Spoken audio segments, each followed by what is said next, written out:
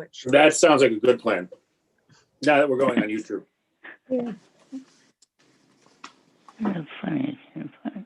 Are you going to be here? Are you going to be on the 11 a.m. Sunday program? Are you talking to me? Yeah. Yeah, I'll be here. Okay.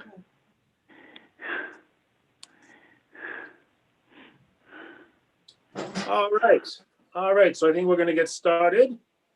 And anyone else who joins us, that's great. And if they don't join us, that means they'll look at the video later. Okay.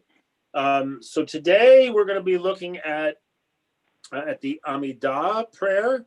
So just to review where we've been, right, in every one of our services, right, there is an Amidah prayer, and the 3 services of the day, right, are evening, morning, and afternoon.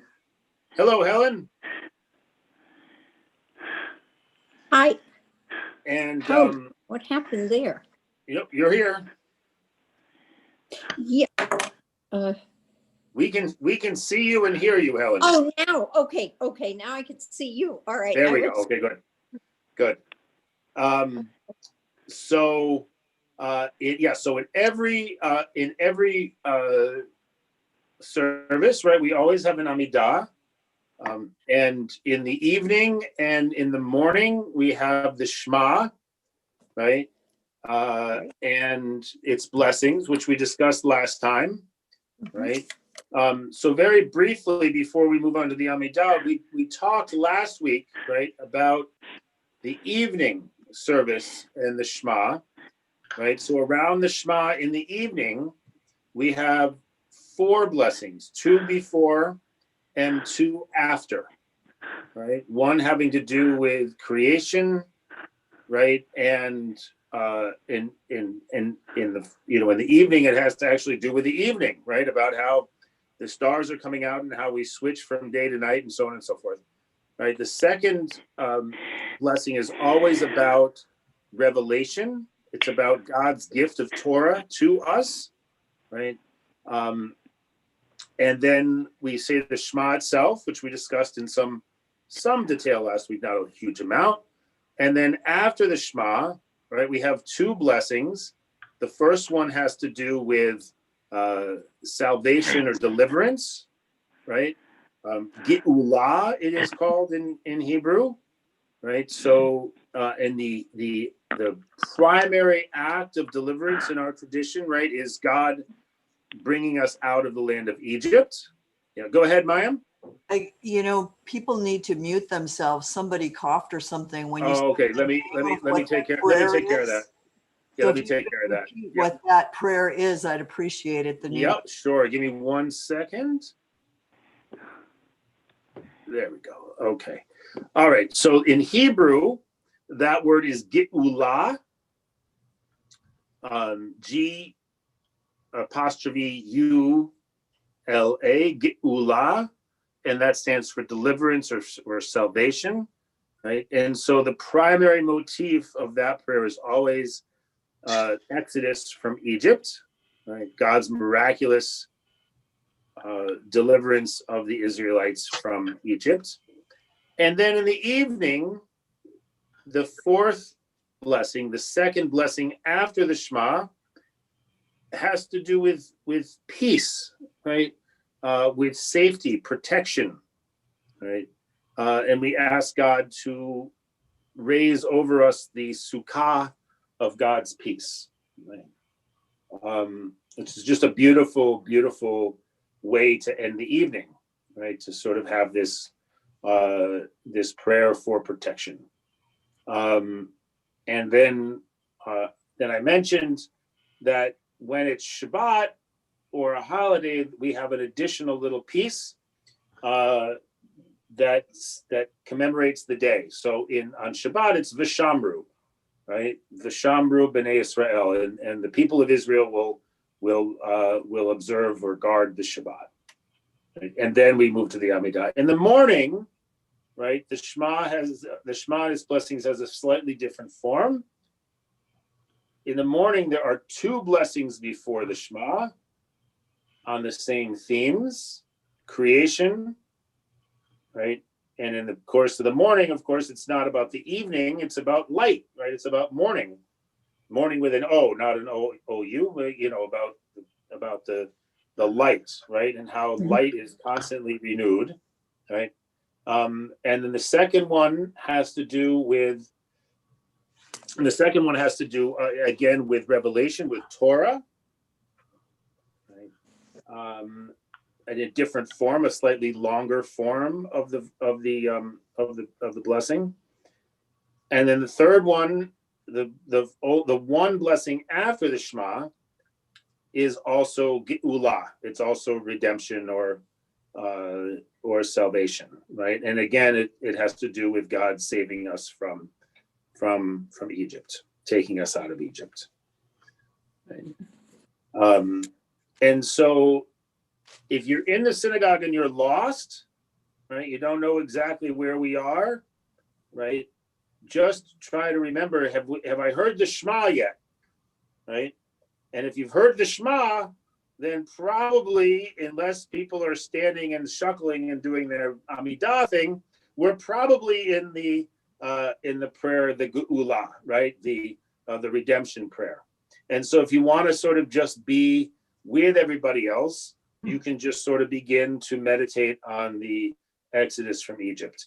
If you haven't heard the Shema yet, right, then you can be pretty sure that if we've said the Baruch Hu, we're either in the blessing about creation, right, about God's ongoing work of creation, or we're in the piece about ahava, right, about God's love for us, which God expresses through the giving of God's Torah, right? And at Worship and Study, at least, there are tunes that tend to be sung in each one of these sections, so that, and again, I was just saying to the folks in the Haftarah group, right, that one of the great things about music, even if you're not that musical, right, one of the great things about music is that if you begin to attach words to tunes, right, you're more likely to remember the tune, more likely to remember the words, right? And you can begin to sort of get a sense of, well, when I hear this tune, right, what are the words that are associated with it, right? And you can look in the prayer book, and if you like the translation, great, then you're good to go, right? If the translation kind of bums you out, right, then you need to do a little bit of work of interpretation, right? What does that prayer mean to me, right? And when we circle back to liturgy next week, I think we're going to look at holidays. But when we circle back to liturgy, we can begin to do a little bit of that work. All right, here's a challenging piece. What am I going to do with this for myself? Go ahead, Lori. This is a little bit of a side comment, but I was told by someone who is Hasidic that the way we do things in Worship and Study with the tunes, wherein portions of lines are repeated, Yep. Is not really kosher. That because one should never interrupt the flow of prayer going unidirectionally. Right. There is a strand of our tradition, right, that claims that that one should only say every word of the liturgy once. You should never repeat, right, and you shouldn't miss any words, right? There are many other strands of the tradition, right, that would claim on the contrary, right? There are so many words that to insist upon saying every single one of them, right, is sort of favoring one mode of prayer over the myriad other modes of prayer that are available to us, right? And that there are plenty of people who would consider themselves strictly Orthodox who sing nigunim and repeat words. Although one of the reasons why in many traditional Jewish congregations, the nigunim are without words. Now, why is that? Right? It's so that they don't repeat the words, right? But instead they repeat the music.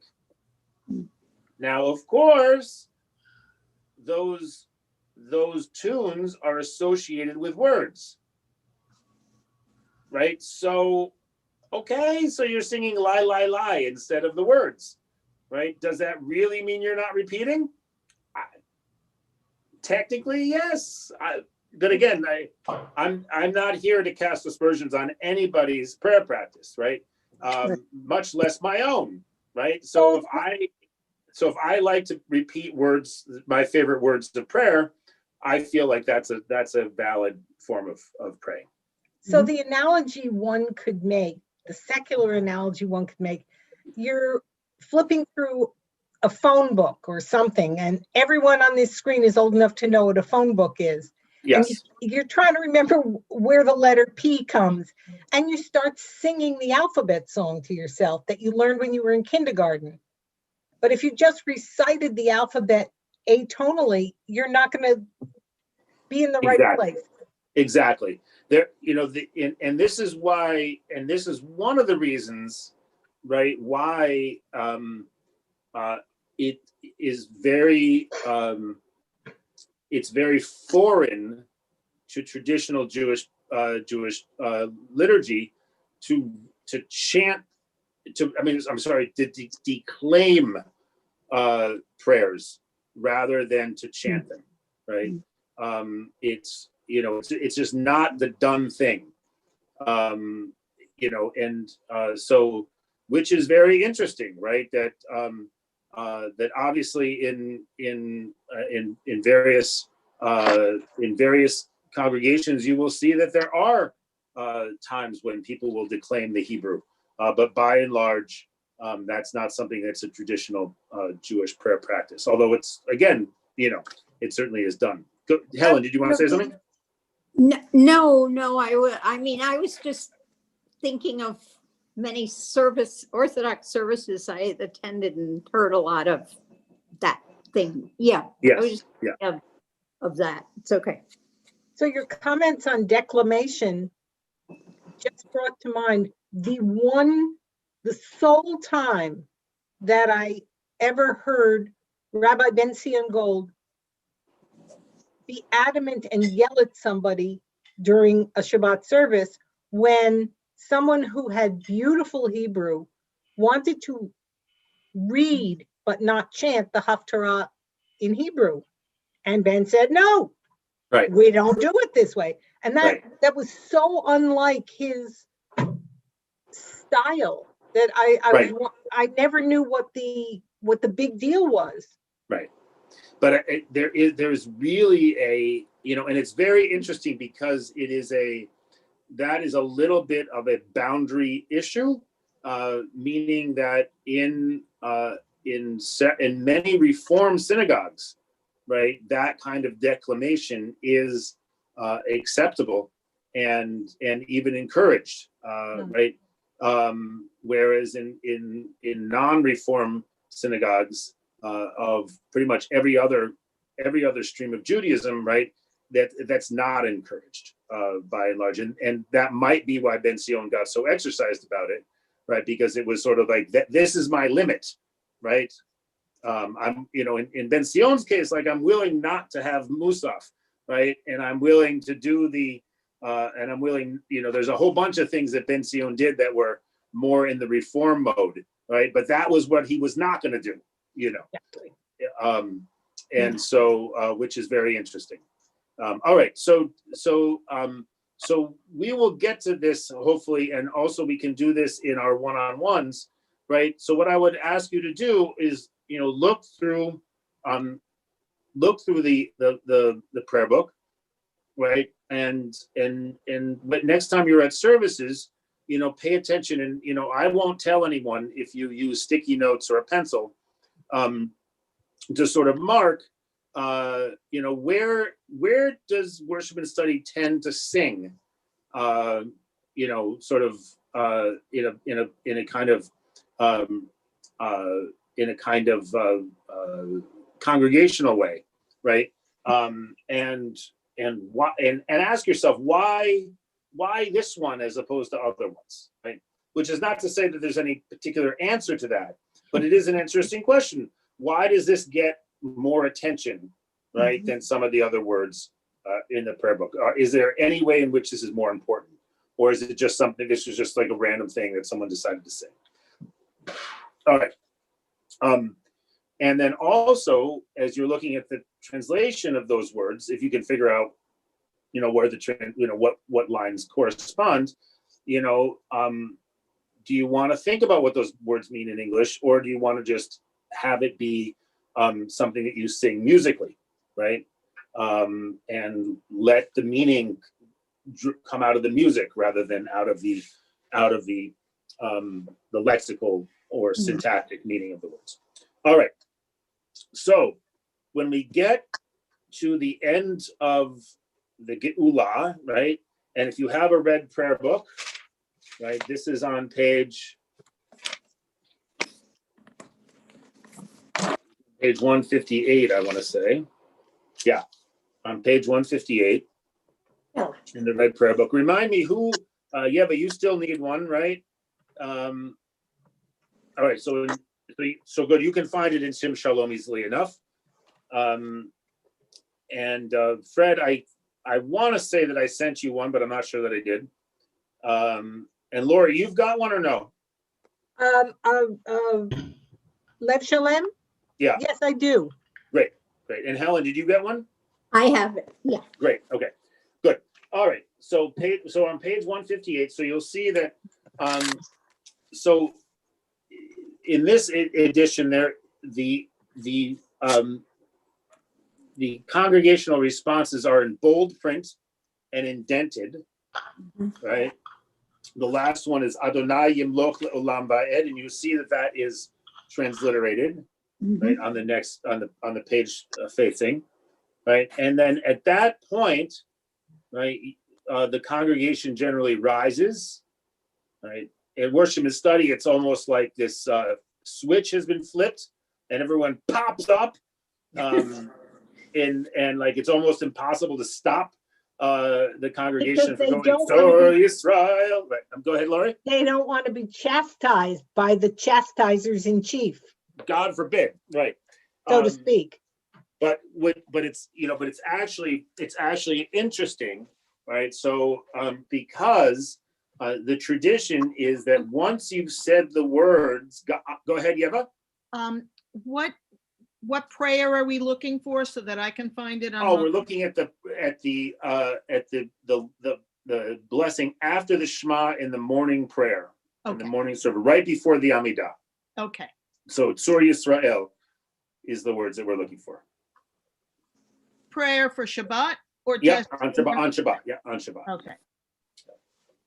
Yeah, we're not going to worry too much about the weekday Amidah for now. If there's interest and there's time, we can certainly look into it. But since most people show up at shul mostly on Shabbat, we will focus on this first and then come to that later. All right, so the tradition is that once we've said the words Ga'al Yisrael, right, we are supposed to immediately begin our Amidah. So in a traditional congregation, and this happens only sometimes at worship and study when we meet in person, never when we are online, right? We have what's called the silent Amidah, right? And the idea is, right, that each person says Ga'al Yisrael, immediately turns the page on to page 159, says Adonai Safatai Tiftach Ufi Agiti Yeletecha, and then begins immediately with the Amidah.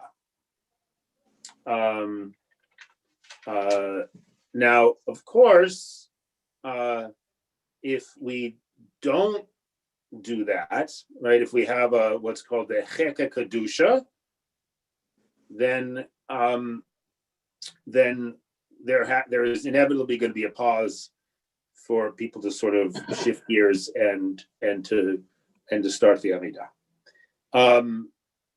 The reason why it's nice to sort of take a pause before Tzur Yisrael is because if there's anything special about the Amidah, right, it's nice to be able to, hey, look at that, Kent. You figured it out. She's still connecting to audio. All right. I'll just wait for her to get onto the audio. There we go. Look at that. Leanne, You figured it out. That's awesome. Great job. sorry. All right, no problem. So what I was saying is that it's nice to take a little pause before Tzur Yisrael, right? Because then if there's something special about the Amidah, right, then we can address that specialness. Like for tomorrow, it's gonna be Rosh Chodesh, right? It's Rosh Chodesh Adar tomorrow. And so there's a special prayer that we add when it's Rosh Chodesh in the middle of the Amidah. And so it's nice to be able to take a little moment and remind people, don't forget to read this little extra bit that we say on Rosh Chodesh, right? Go ahead, Eva. Do you say the Rosh Chodesh before the Amidah, or during, or after the Amidah, or during the Amidah? Well, I mean, I don't know what you mean by saying the Rosh Chodesh, but Saying the blessing for Rosh Chodesh. right, the blessing for Rosh Chodesh, the blessings for Rosh Chodesh are included in the Amidah. So Okay, so right, it's so you want to remind, it's nice to remind people because not everyone remembers that it's Rosh Chodesh. Go ahead, Mayim. What does that mean, Rosh Hashanah? Good question. All right, thank you. So Mayim is being being very helpful to me in reminding me to let everybody know if I ever say a word or someone else says a word that you don't know what it means, please do stop the proceedings and ask what that means, because I don't always remember what people know and what they don't know, and there's no problem in asking. It's always better to be reminded, and it's always great when you ask me what something means and I can't tell you, because I've just started using it and it's become sort of such a part of my vocabulary without even being able to know exactly how to define it. Rosh Chodesh means is like Rosh Hashanah, right? It's the new month, but instead of a new year, it's the new month, and we celebrate the new month every month with a special Torah reading, and by saying the Hallel, a series of psalms from Psalm 113 through 118 that you'll find in the prayer book. Where exactly will you find in the prayer book? So last night was the new moon, so Yes. today would be the first day of the new month? Today is the first day of Rosh Chodesh Adar, exactly. So if you had gone to the synagogue this morning, Right. And Yeva did probably go to the synagogue this morning virtually, right? In a traditional synagogue, there would be a special Torah reading, even though it's Friday and we don't read Torah on Friday, right? There would be a special Torah reading, and there would be Hallel, and there would be an additional prayer, a Musaf prayer, right? That is associated with Rosh Chodesh. Yeah, go ahead, Yeva. Well, also because we can't have the high holidays on a Sunday and we can't have them on a Wednesday. That's why there's an extra day with this. Yeah. Right. So the calendar, hopefully we'll get more deeply into the calendar, although the calendar is is a beautiful and complicated topic. How does the calendar work? But a new month, a Rosh Chodesh, a celebration, can have 1 or 2 days, depending on the month, right? And so Rosh Chodesh, I think Adar generally has 2. And remember that Adar is the last month of the year. It's the 12th month, right? And so sometimes there are 2 Adars, right? So in the Gregorian calendar, we have a leap year. And what does that mean? It means we have a February 29th, right? In the Hebrew calendar, if we have a leap year, right, that means we don't have a leap day, we have a leap month. And we repeat the month of Adar, right? And Purim happens in Adar number 2. So Purim always happens a month before Pesach. Go ahead, Ann. Rosh Chodesh is also a half holiday for women. Exactly, right. So Rosh Chodesh has been traditionally a particular holiday for women, linked to the moon, right? Linked to menstruation, linked to the womanly cycle, right? And so there are traditions where this would be the day where the woman would be would allow herself not to do domestic work on this day, right? Or Half what? day.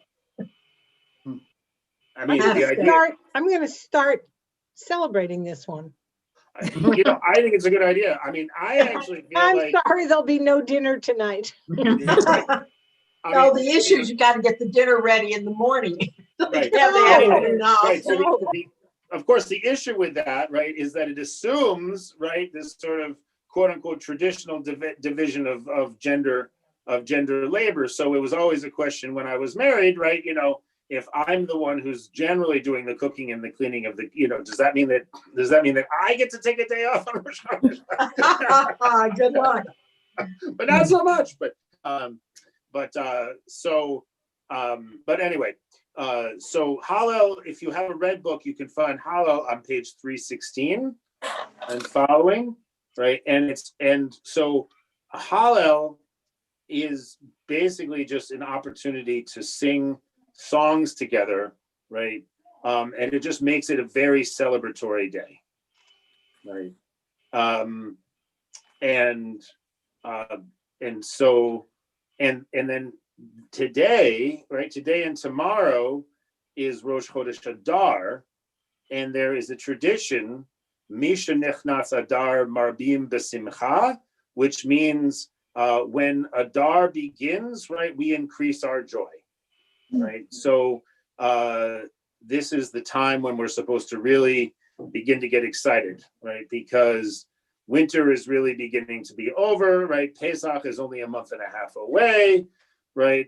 And more importantly, Purim is 2 weeks away, and we're going to have a really fun time on Purim, blah, blah, blah, all this kind of stuff, right? So Adar is the time of real joy.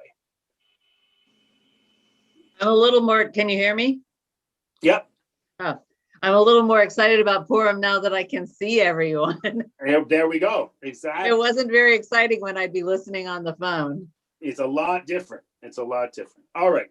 So, So that is our little excursus into Rosh Chodesh, okay, which we have because today happens to be Rosh Chodesh, and tomorrow is also Rosh Chodesh, right? So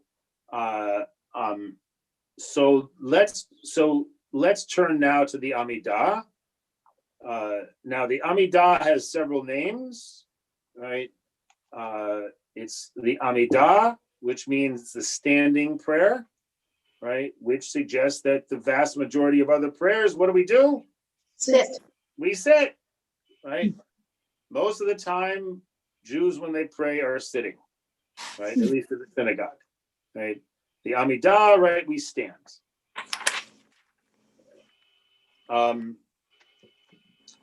And the Amidah, right, has a fixed form. So there are how many blessings in the Amidah? A lot. King All right, great. or All right. 19. So, all right, so it's called the Shmona Esrei, right? The Shmona Esrei is another name for the Amidah, right? Which is the word for 18, right?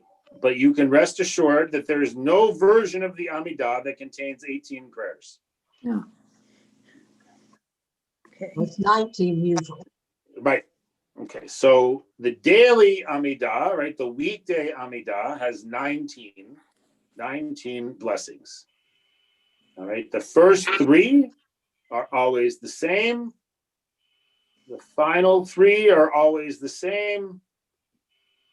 And the middle 13 are the ones that are appropriate for a daily minion. All right, and at some point, if we have time, we can look at those 13.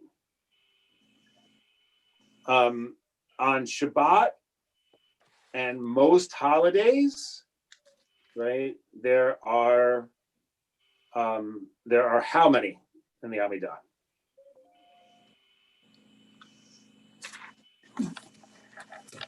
No idea. It's bound to be more because Judaism never makes anything shorter. There we go. Exactly.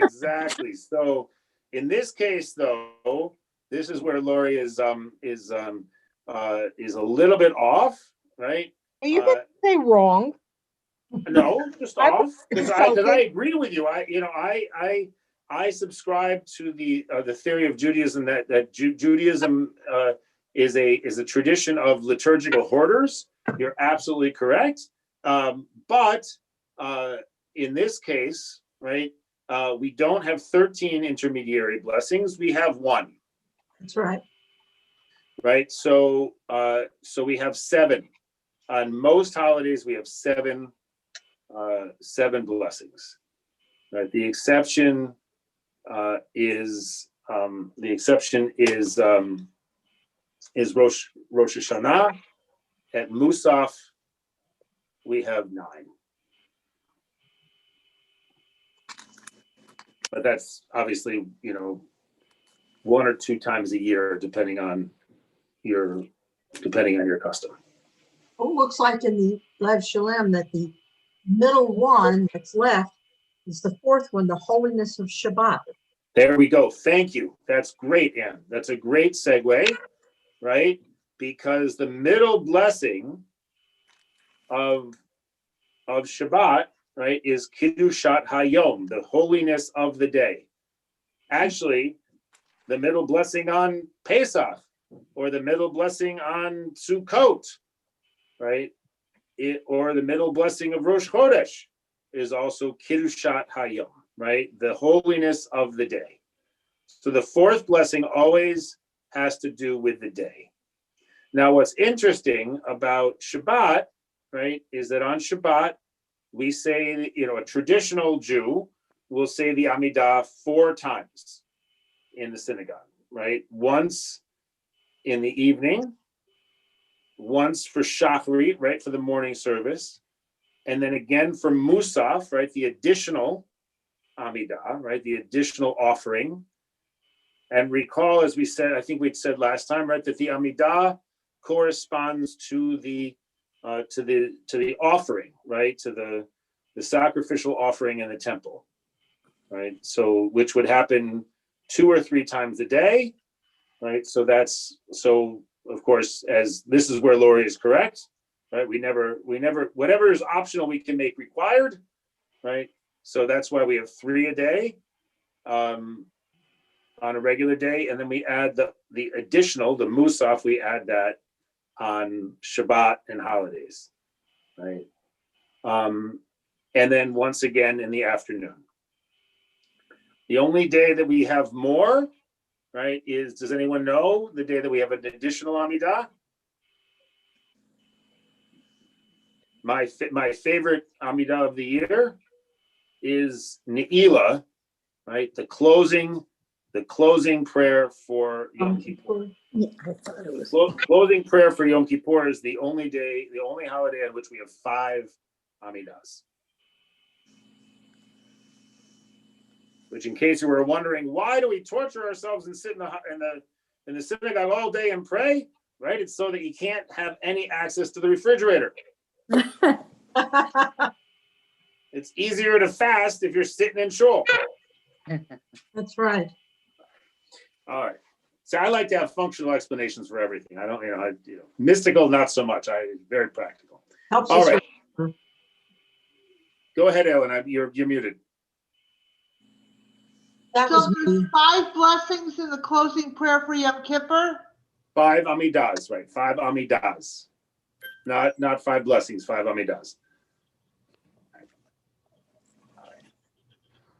All right. So back to the Shabbat morning Amidah, right? Which is the one where we'll start with. Okay.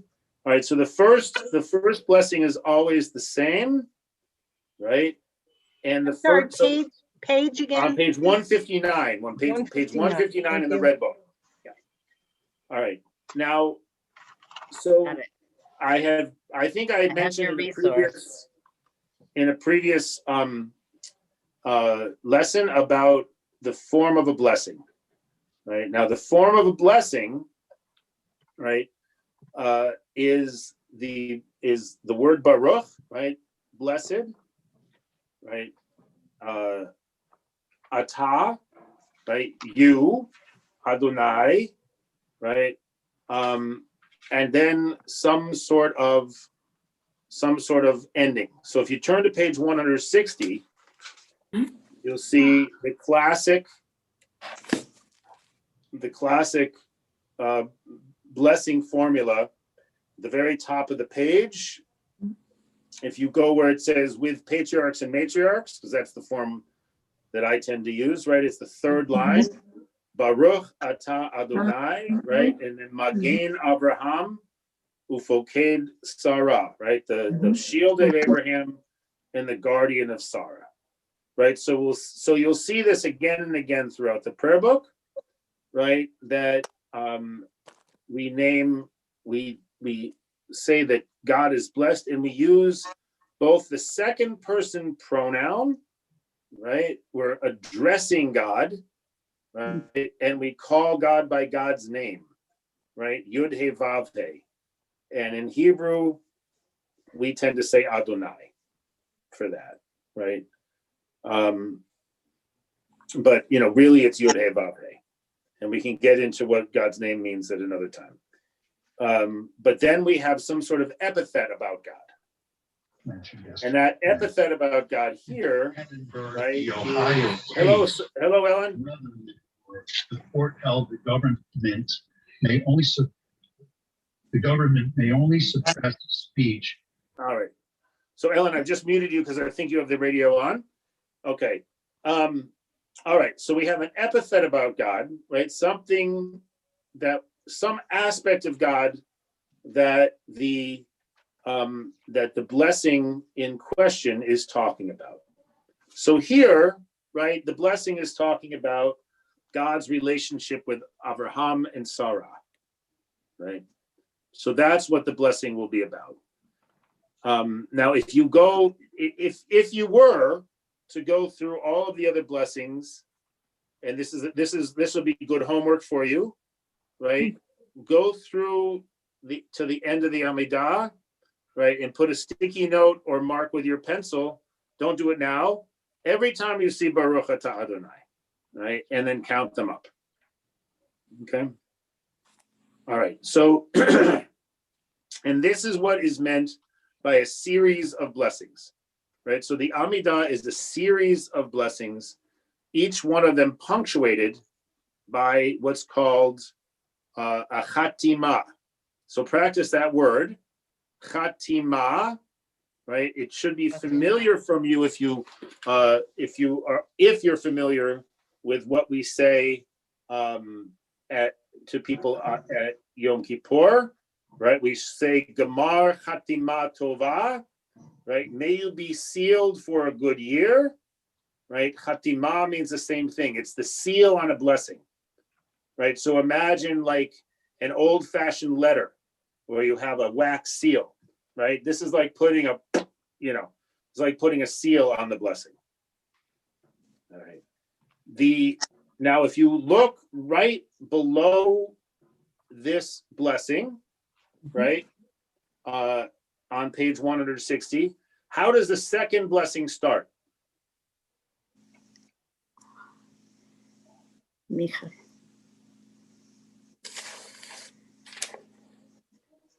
It goes Atah Gibor, right? Agi Boralam. Atah Gibor le'olam Adonai. Okay.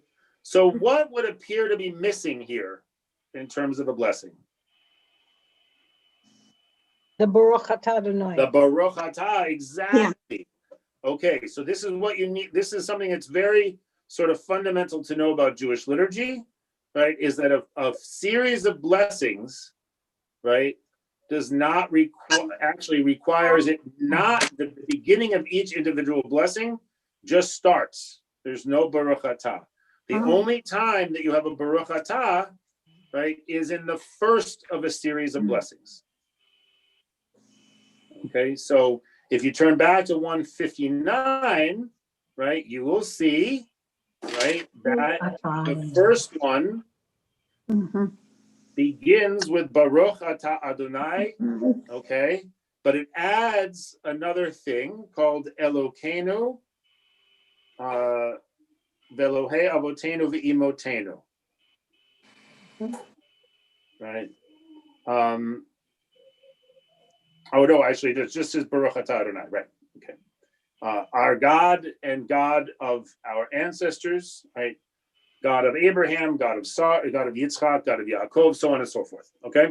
All right. So now in the Amidah, right, the custom is that we we bend our knees when we say Baruch, right? Which you can remember because Baruch doesn't only mean blessing; it also means kneel, right? So we bend our knees at Baruch, right, and we bow at Atah, right. And then the goal is that before we say the word Adonai, we're upright again, right? So you want to say, I'm not very good at this. I bow too slowly. I speak too quickly and I bow too slowly. But ideally, you're supposed to go Baruch, Atah, Adonai. and you do that at the very beginning of the Amidah, right? And then you do that again at the end of the Amidah, at the end of the first blessing. So again, on page 160. So you say Melech, Ozer, Ufoked, Umoshia, Umagen, right? At the very top of page 160. And then you do Baruch, Atah, and you're supposed to be up before you say Adonai, Magen Abraham. And because I'm a good old-fashioned Reformed Jew, I often say the Ezrat Sarah and helper of Sarah rather than Foked Sarah. So that was, one of the things about the conservative and the Reform movement, right, is that it's very important that they be different from one another. Very important, because they're so close in so many ways, but they have to be different. And so one of the ways the Reform and conservative movements are different is that one says Foked and one says Ezrat. When I was converting, I was very active in Reform, so it's very hard for me to change from Ezrat to Foked. Whichever one makes sense to you is completely fine. All right. And yes. Jim, what is the relationship between the body movements, such as bowing or going up on your heels, and the prayers themselves? Were they codified at the same time, or did the different little body movements come along later by preference of a community?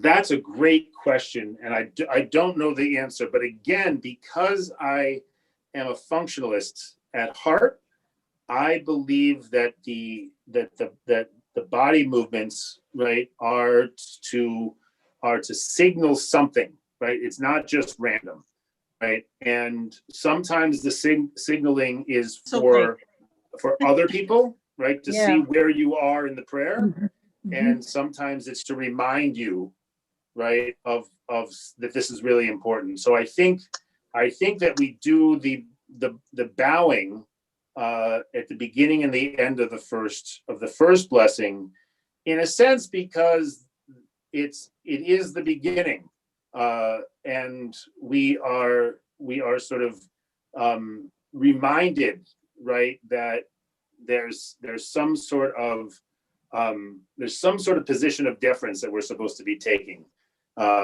in this moment, right?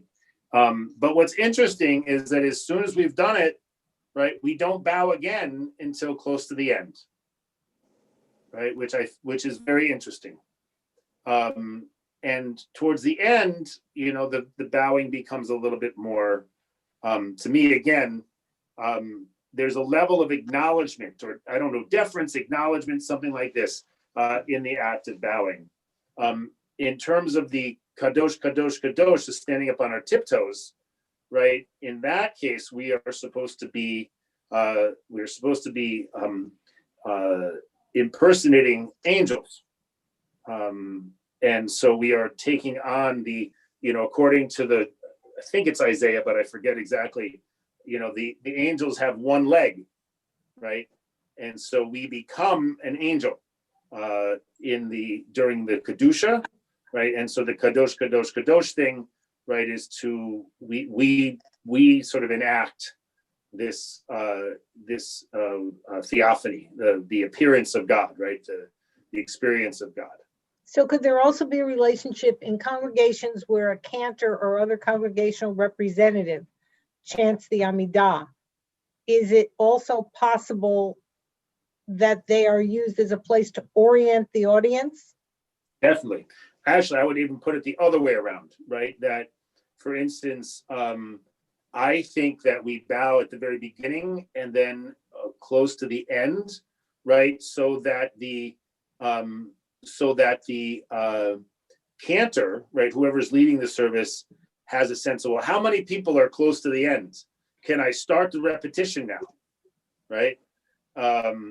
And body language is really, really important for that reason, right? So yeah. All right. So to continue. So yeah, go ahead, Ann. Quick. We bend first and then bow alphabetical order.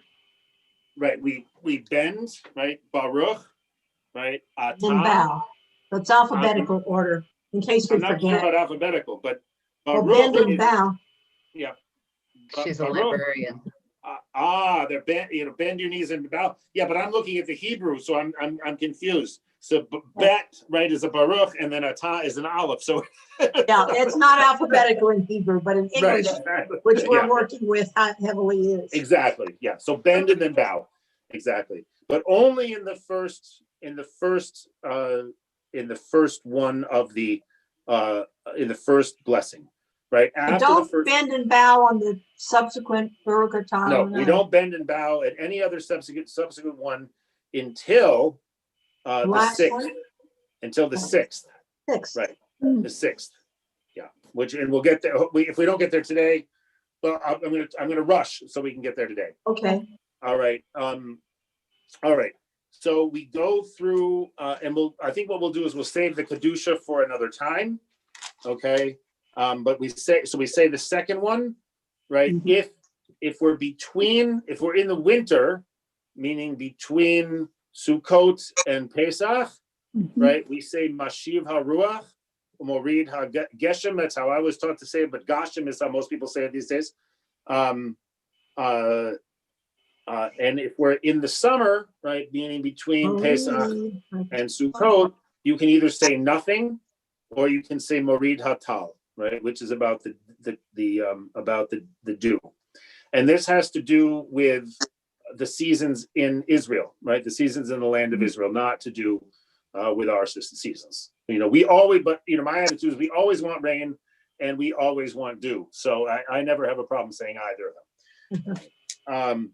All right, we'll hold off on the Kedusha, right? The Kedusha is the third blessing, and it's the one which, just like the fourth blessing, which is different for every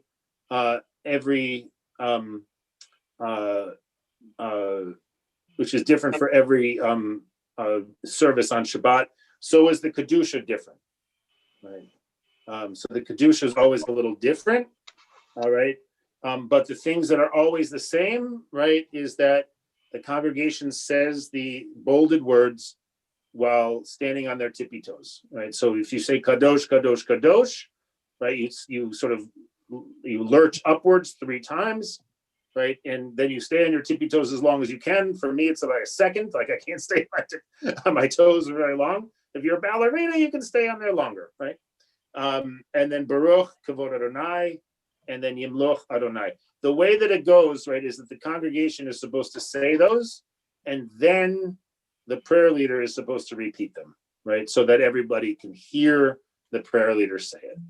Because there's no assurance that if you're saying something in unison, this is not just on Zoom, this is actually in a room, right, in a real room. There's no assurance that if everyone says something in unison that everyone has heard it, right? So everyone says it out loud, and then the prayer leader is supposed to repeat it so everyone can hear it clearly. Right. The 4th bracha, right, is page 162. The holiness of Shabbat, it says, or Kiddushat Hayom in Hebrew. I don't know why they don't have Kiddushat Hayom in Hebrew. I'm very interested. Never noticed that, right? So the holiness of the day, right? The routine is generally, right, that there is going to be an introductory paragraph. Then there will be a excerpt from Torah. In this case, Vishamru again. Okay. And this is one, and actually this is an interesting story. Yismach Moshe, this part here that Moses rejoiced, right, has become over the years one of my favorite parts of the Amidah. And I was visiting my son in Amherst, and I went to the Amherst Jewish community, which is a Reconstructionist congregation. I hadn't davened from a Reconstructionist prayer book in years. We get to the Amidah, and there's no Yismach Moshe. And so I had to recite it from memory, which was very interesting because the fact of the matter was that I was mostly able to recite it from memory, even though I had never actively memorized it. I guess this is how much I had sort of internalized this. So just, again, this just goes to show, right, that different streams of Judaism sort of include or exclude different parts of the service. And so if you go to a place where you're not used to davening, if it's important to you, it might not be. If it's important to you, it's always a good idea to bring your own prayer book, because you can't always count on the prayer book that they have, including what the pieces that you like. Okay. So this will always. That actually brings me to another question. Sorry about all these. That's okay. Questions are good. You're in a congregation that is not yours. Which is more important, reciting your liturgy or participating in the customs of the community you're visiting? I would say both. I would say both, and I would say that where, and this is why in most non-reform congregations, in reform congregations it's a little bit of a toss-up, but in most non-reform congregations there will be ample silent time, right? So this piece, Yismach Moshe, right, may or may not be read out loud by the service leader, right?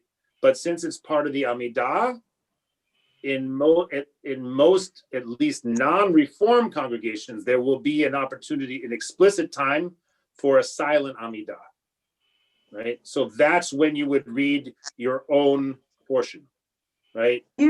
You personally don't consider it something very snobby for someone to pray as if the congregation they're with isn't doing it right. No, I think well, that's exactly, but I haven't gotten to my second part of my explanation yet. Sorry. Right. So if what you're missing, right, is happening in a time where the congregation is doing mostly silent prayer, right, or sort of davening prayer where people aren't singing all together, then I think it's more than appropriate for you to do the liturgy that you're used to. Where I would say you should not do that, right, is where the congregation is explicitly doing their congregational thing, right?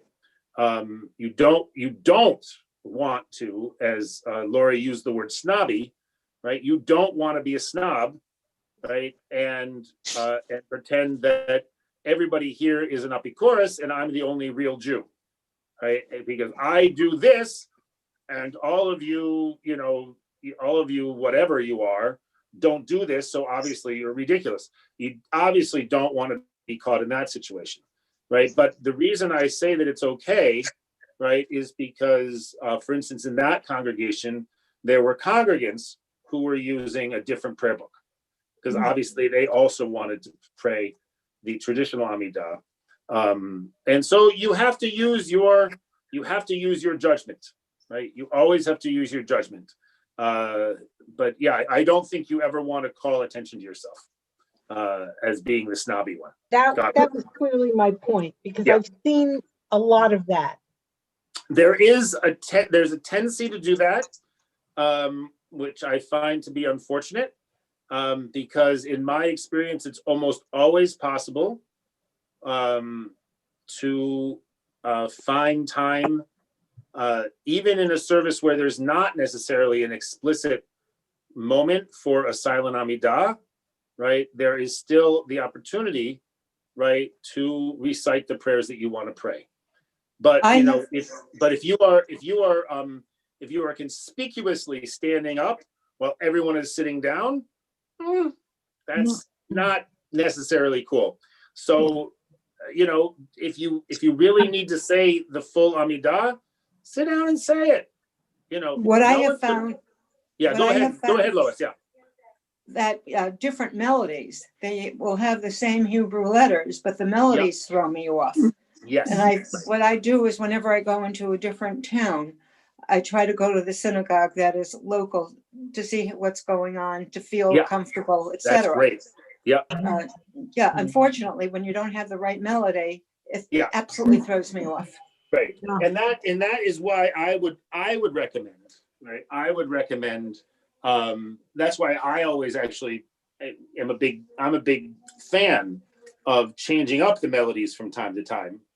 I've noticed. Right. Because I've noticed. Right. Because if you don't, right, then you begin to have this sort of notion, right, that there's the right melody and then there's all those wrong melodies. And it's, it can be nice, right, to have a variety of melodies so that you begin to get used to the idea that the words are portable as regards melodies. But yes, Lois, you're absolutely right, that, and one way to do that, by the way, is as you're learning, but what I'll try to do is to make some videos that have a variety of tunes for the same words, so that you can begin to get used to the idea that there are, various ways of singing, and so you don't have to feel thrown off when you encounter a new melody. Unfortunately, when you are used to something, it automatically wants to come out. So you're standing up or sitting down, and you're just humming and trying to catch the melody. Yes, exactly. Thank you. Thank you. You're absolutely right, Lois, and it's a big challenge, and it is in that category. I don't think we talk about this as something that is a requirement to become a bar bat mitzvah, but it's actually not a bad category to think about as becoming ready to be a bar bat mitzvah, right? That part of being a bar bat mitzvah is being able to go into any synagogue, right? And sort of, as they say in Spanish, one of my favorite words in Spanish, defenderse, right? That you're able to sort of fend for yourself in this place that's not your own place. And that will include melodies as well as managing the Hebrew. That's the benefit of being Jewish. Exactly. Rabbi, I'm going to correct your Spanish. Please. It's defenderse. Defenderse. Thank you. I'm learning Spanish now, so I'm very happy. Defenderse. Yes. Thank you. And you even rolled your R correctly. And I know that you are you're a native speaker of Spanish, so I defer to you implicitly. All right, so we're gonna keep on going real quick here because we're running into our time related that's supposed to be for Hebrew. If you look on page 163, you will see the final paragraph of that blessing is always the same. Kadashenu b'mitzvotecha v'ten chelkenu b'toratecha.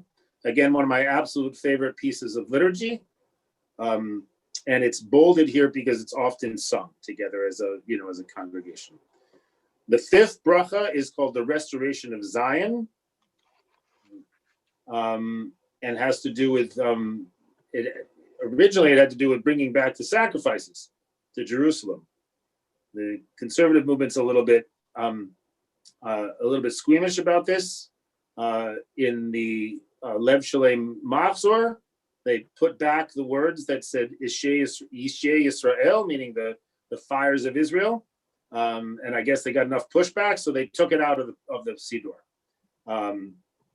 But anyway, this is the thing that's in smaller print. This is what we say on Rosh Chodesh. It's called Ya'aleh v'yavo. Also, I find it to be a very beautiful prayer, but we won't spend any time on it right this minute just because we're in a big hurry. But this we add on Rosh Chodesh as well as on, this is always said during the pilgrimage the festivals. Okay, the sixth blessing is Hodaya. It is, we lost Anne. It is the Modim, the Thanksgiving blessing, right? And here at the very beginning, we bow, but we do not bend our knees, right? There's no Baruch. That's how we remember that we only bow. There's no Baruch, so we don't bend, we only bow. Modim anachnu lach, right? We thank you, right? Remember, whenever you see the word Modim, it doesn't mean only thank you, it also means acknowledge. And it doesn't mean only acknowledge, it also means thank you. So the word does double duty in Hebrew. And that makes it one of my favorite words. To remember that gratitude is as much about acknowledgement, right, of another as it is just feeling feeling gratitude in general, right? Gratitude, at least in Hebrew, is generally directed somewhere. And then finally, right, we have the seventh blessing, which is Sim Shalom in the morning. And in the evening, it's Shalom Rav.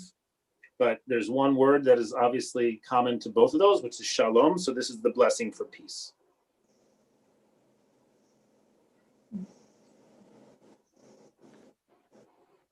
All right, and this is the seventh blessing. And then traditionally, there would be time after the Amidah for silent devotions, right? For a person's own prayers.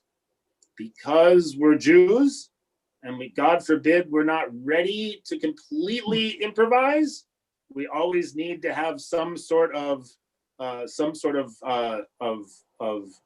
pre-chewed option, right? So the traditional one is an aleph on page 166. This is from the Talmud, right? And then the second one is a prayer of Nachman of Bratslav. If I remember correctly, this is a favorite of Adina Geller, one of our worship and study congregants. If it's the same one as is in the Sim Shalom. But you won't find prayer bet in the Reform prayer book or in an Orthodox prayer book. You'll only find it in conservative. Rabbi Jim? Yeah. I'm not feeling very well, so if I miss Hebrew class, will the link? Not a problem, Ellen. Don't worry about it. Will the link tell the Hebrew class? Can I have a link? Is that on YouTube? Yeah, the Hebrew class will be on YouTube also. Exactly. So the link that you gave me for the 1 to 2 class, if I use it, the Hebrew class will be on it too? It should be. I need to add it to the playlist, but yeah, it should be there. Okay, I don't feel well. I think I want to go. I'm sorry, Ellen. Feel better, okay? Okay, thank you. Yeah, bye-bye. All right, great. So that's the form of the Amidah. You might have noticed, right, that is, we start, so the rabbis want to say that we begin, the first three blessings are about praise, right? The final three blessings are about thanksgiving, right? And the intermediary blessings during the week are about gimme, gimme, gimme, right? About bakasha, we say, about asking, right? On Shabbos, it's not considered polite to be asking for things on Shabbos. So we just talked about the holiness of the day. But we do ask, right? So we do ask for something, right? It's still about bakasha. We ask for God to purify our hearts, right? To take joy in our leisure, right? To make us, to fill us with joy and all that kind of stuff, right? But that sort of idea, right? This goes all through the monotheistic religions, right? This idea of praise, right? And then request, and then thank you. Annie, what's Annie's last name? Famous writer. It's not Dillard. Dillard is the can't remember. Anne. Oh boy, I'm sorry, but anyway, she has a famous book called "Wow, Please, Thank You." About how to pray, right? That's the basics of prayer, right? Or whoa, my gosh, we are so lucky. Like, oh my gosh, I'm alive. Like, it's incredible. Oh, things aren't perfect. What do I need? And then thank you for what there is, right? That when you boil prayer down, according to this woman, it's, again, I apologize, I can't think of her name off the top of my head, right? That's what that's about, right?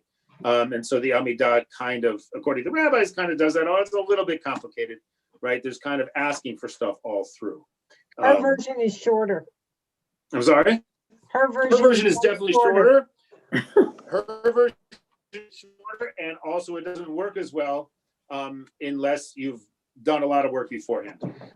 There was a talk on there was a talk yesterday about psychedelics at Harvard Hillel, and one of the people was talking about Orthodox prayer, praying every day, 3 times a day, 4 times a day on Shabbos, and so on, for every day of their life, right? And feeling like most of the time, you're just kind of going through the motions.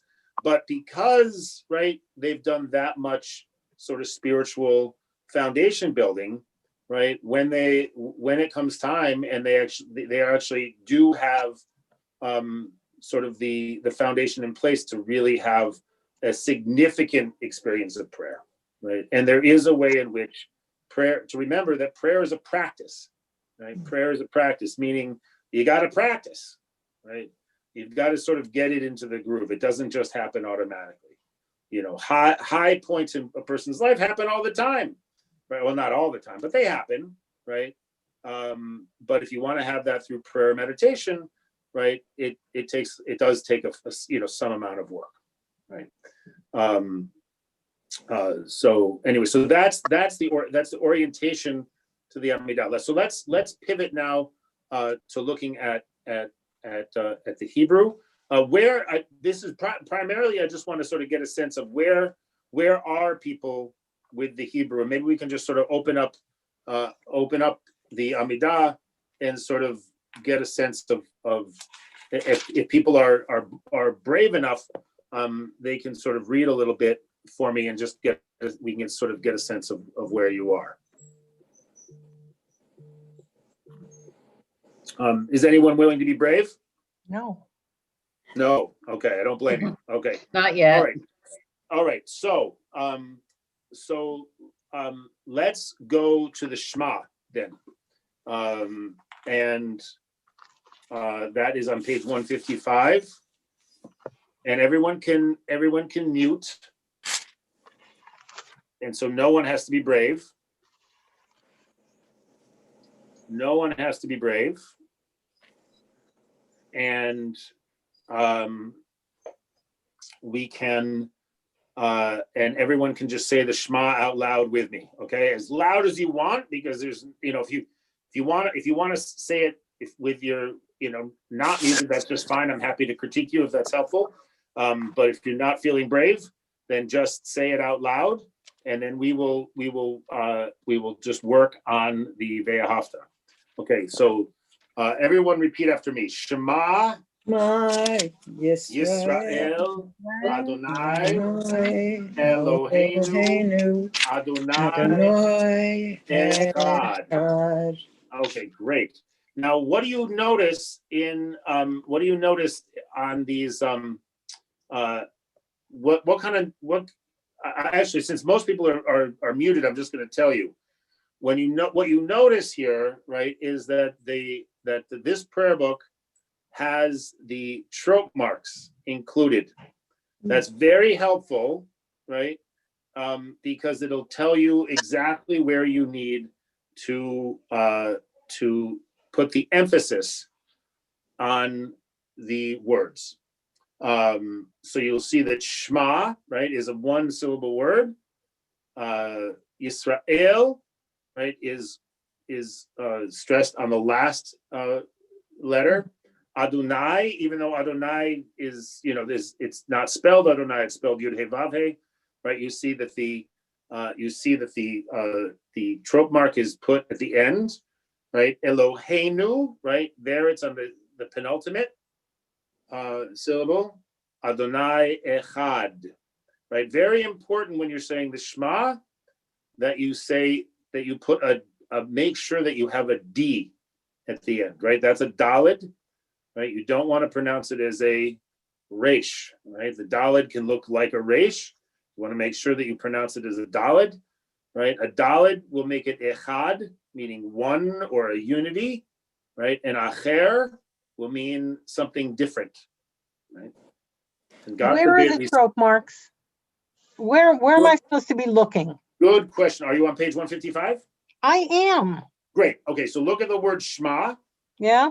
Okay, so it has a shva and a patach. Remember, my problem is I don't know the vowels.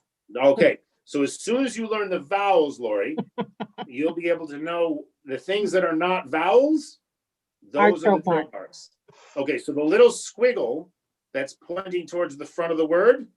Yeah. That's the trope mark.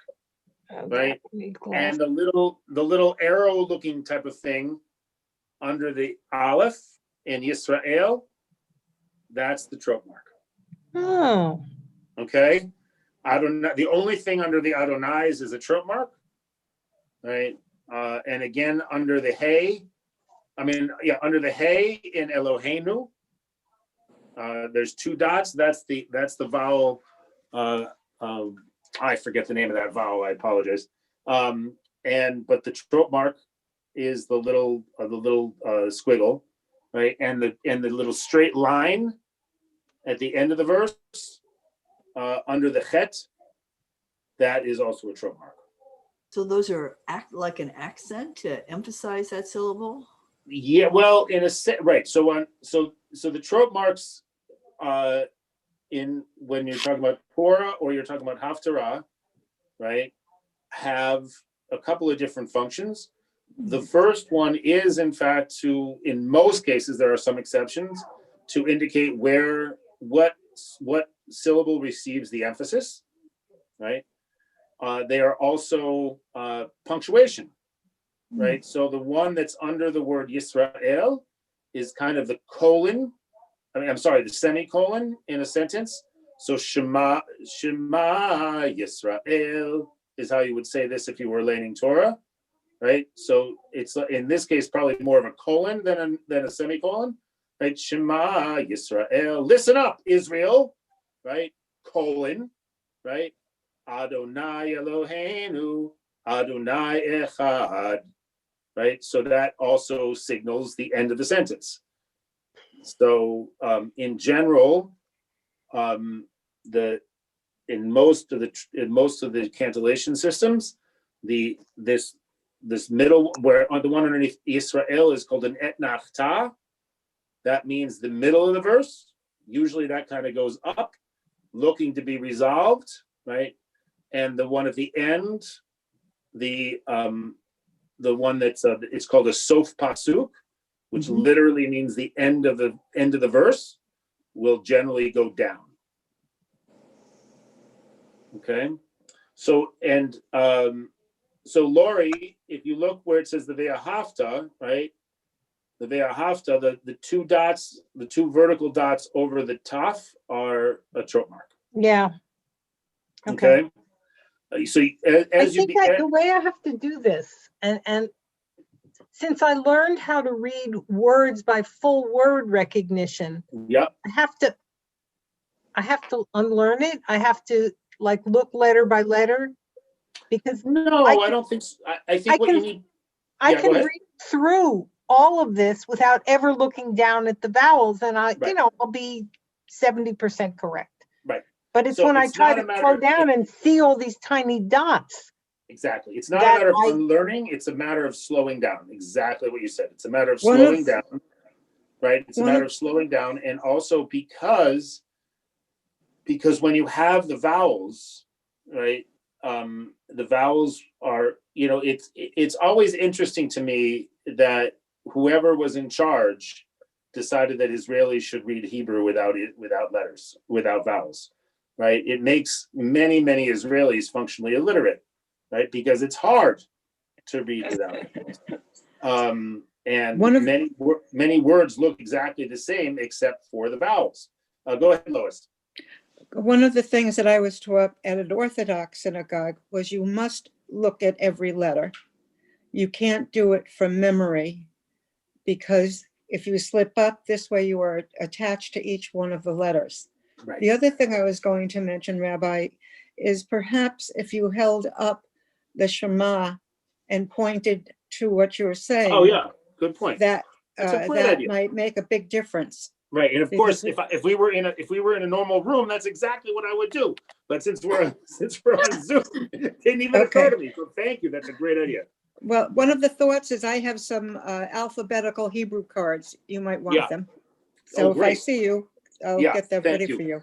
Yeah, and what I would say, Lori, is don't worry about it. And again, so what Lois is saying, the first thing that Lois said, right, again, is very much an Orthodox practice, right? There is in certain streams of Orthodoxy, right, saying every single word completely properly is of utmost importance, right? In many ways, it's more important than understanding completely what it is you're saying, right? And remember we talked about the keva versus the kavanah, right? In every congregation, right, there is going to be a balance between the fixed form of the prayer and your intention of doing the prayer, right? And so just in some congregations, and this is not in any way to suggest this is bad, it's just there are congregations that really focus on the keva.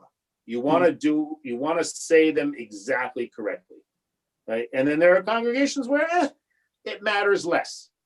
I would say that each person really needs to make up their own mind about what's important.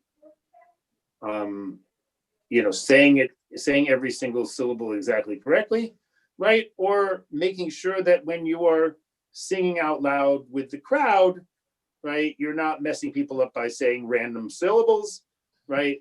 But when you're davening to yourself, like, it's fine, right, if you don't get every syllable every time, right?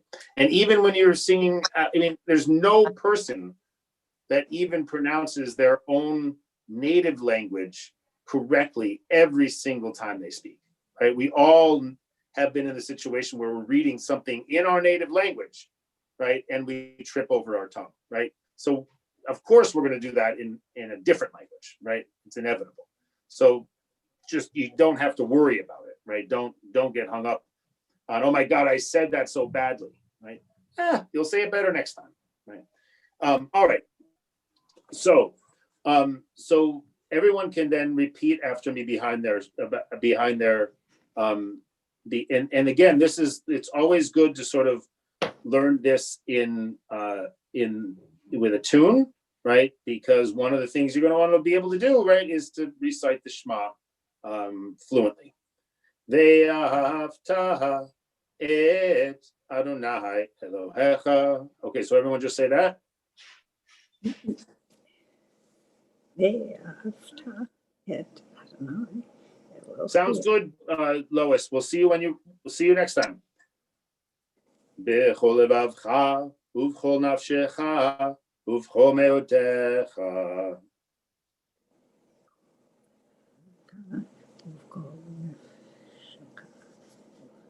All right, so you see that we go up on Elohecha, right? And then we come down on Meodecha, right? Ve'ahavta et Adonai Elohecha b'chol levavcha uv'chol nafshecha uv'chol meodecha ve'hayu advarim ha'ele asher anochi mitzavecha hayom al levavecha. Okay, so you'll notice here, right, that there's a bunch of different tropes with different tunes attached to them, right? And so again, if you're completely unfamiliar with the Shema, then feel free just to say the words, the Hayu, Hadivarim, Ha'ele, but use the trope marks to sort of see where you're supposed to stop, right? So you can hear Vahayu, Hadivarim, Ha'ele, right? That's kind of one phrase. Asher Anochi Mitzavecha, right? That's another phrase. Hayom al levavecha, the final phrase. Right, in the first one, there were two phrases that were separated at Elohecha. Vishinan tam levanecha v'dibarta bam. Right, so that's kind of one phrase there. V'shivtecha b'veitecha uv'lechtecha b'derech. That's another phrase. Uv'shochbecha uv'kumecha. That's the third one.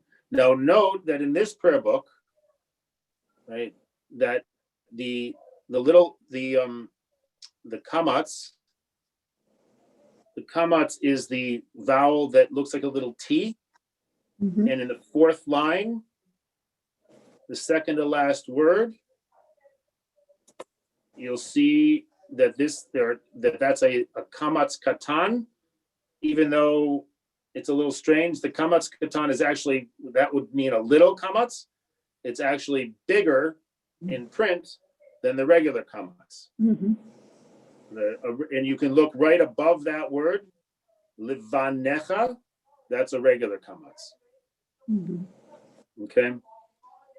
The reason it's a kamatz katon or kamatz katan, right, is because it's a short vowel. So instead of an a, right, levanecha, it's a short o. It's an o. V'shoch becha. So every time you see that little extended tail, Lori, this is going to be helpful for you in this, especially. That's going to be an oh rather than an ah, and you'll hear lots of Jews pronounce that incorrectly. So you'll hear them say v'shach becha uvkumecha, right? Because they learn that a kamatz is an ah. That's it. But you guys now know that if you have a long one, it's an o. Oh, a long. A long tail means a short noise. Oh, I'm confused. Okay.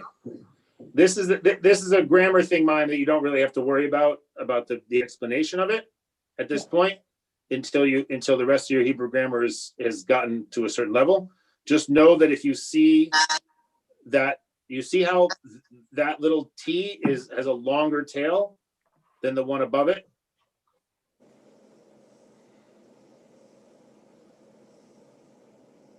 Here, I'll try to show you on my page. Yeah, I got the right place, I think. Yeah, okay. So you see how that little symbol is bigger? That one is always going to be pronounced as an oh. So you really have to look under the letters as opposed Under the to letters. reading the words. Exactly. This is one of the reasons why it's so hard And I think actually that this is one of the reasons why the powers that be in Israel decided that Israeli Hebrew would be without vowels, right? Because it does slow you down, right? And I do think that this is one of the reasons why prayer books always have the vowels. It's not just because not everyone speaks Hebrew fluently, and so people need the vowels, right? I think it's also because it just slows. In order to, Hebrew is particularly difficult because you're not only looking below the letters, you're also looking above the letters. So you've got to be sort of on 3 different levels at once. So there is a real kavanah, right? A real intentionality to reading Hebrew, right? To slow your brain down. And this is very hard for people who are used to reading really quickly, and for people who, are very, just in general, very quick. It's very annoying to have to slow down, right?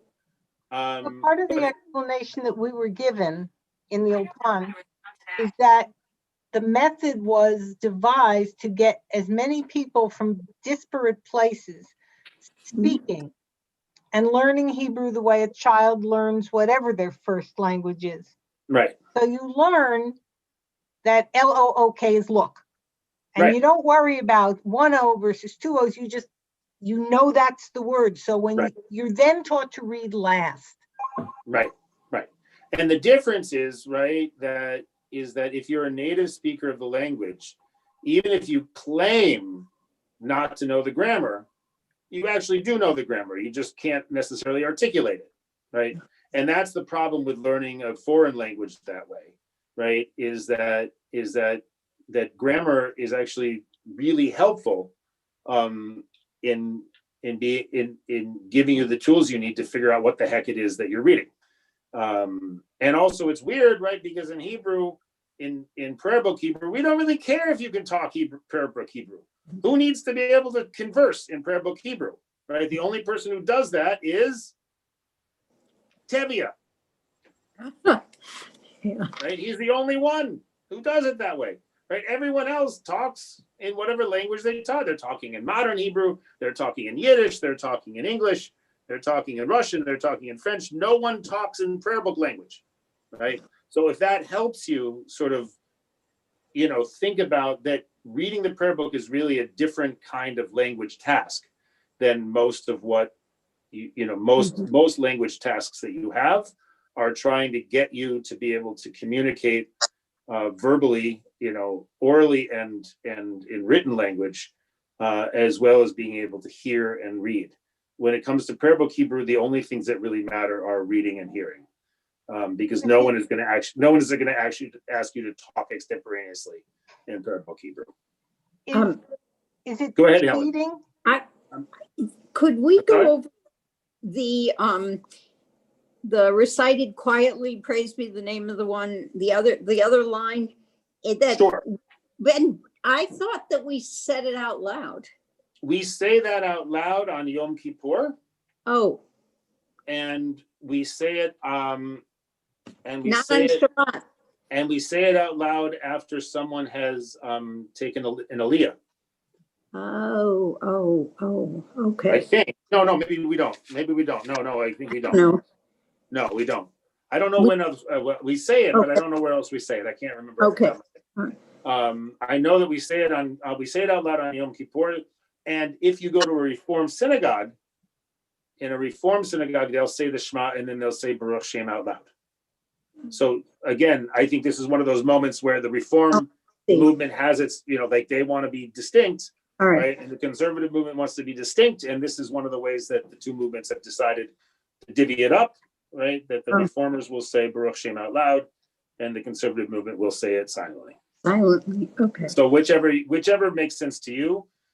What I would say, though, is that if you're in a Reform synagogue and you don't want to say it out loud, it's okay. If you're in a conservative synagogue and you do want to say it out loud, it's less okay. Okay. All right.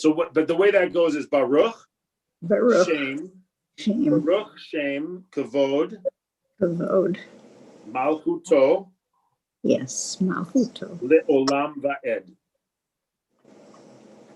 Baruch she'en kavod malchuto le'olam va'ed. And I'm trying to think where else we say that, but I can't. I'm sorry off the top of my head. Okay, okay. Oh, you know where I think we say it? There's a prayer in Kabbalat Shabbat that I don't use at here in Brookline, but I do think that that's said out loud there. All right. Good. All right. Thanks, everybody. So, please sign up on Calendly for individual conversations with me, and please, move at your own pace, and don't hesitate to be in touch if you have questions about the book you're reading.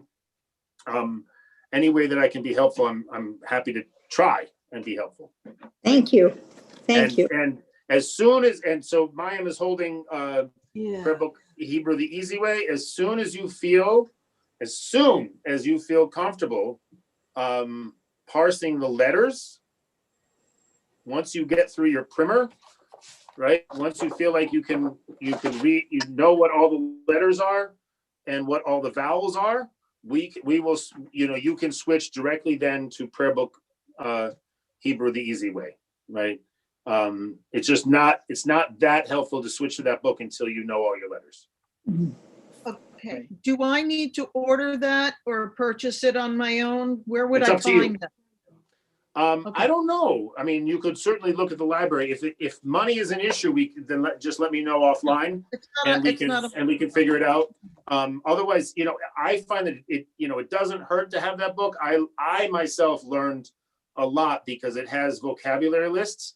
So when you begin, if you study that vocab like on flashcards or something like this, you'll begin to realize that the prayer book doesn't have that many words in it. And it's kind of a finite vocab list. And obviously you're always going to encounter ones that you haven't seen before, but sort of again, you'll find that the same words pop up again and again.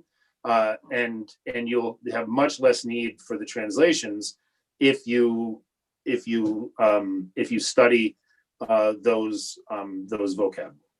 So what's the name of the book again? It's called Prayer Book Hebrew the Easy Way. Prayer book. And if you look at one of the emails I sent had a link to it right on Amazon. Or if you need a walk, you can go to the Israel bookstore and they usually have it. But I would call before, especially you, I would definitely call before you walk over there. No, I got it there. They have a few copies. They have a few copies. Great. Thank you, Mike. Okay, All right. by next week I will even be way more together because it's all. I mean, even from the beginning of this session, Kent. Now you're here on the video with us. It's very exciting. So. Yes. All right. Have a good Shabbos, everybody, and don't Hey, what forget. time? Please do join us for services. It really will make things easier for you in the long run. And Lori, happy to talk anytime. Do we Zoom Friday night? Probably not this afternoon, but after that. Do we also Zoom Friday night services? Yep. And what time do they start? 6. I haven't done that yet, so I'm going to try to do that tonight. Sounds good. Okay. All right. See you all soon. Bye-bye. Shabbat shalom.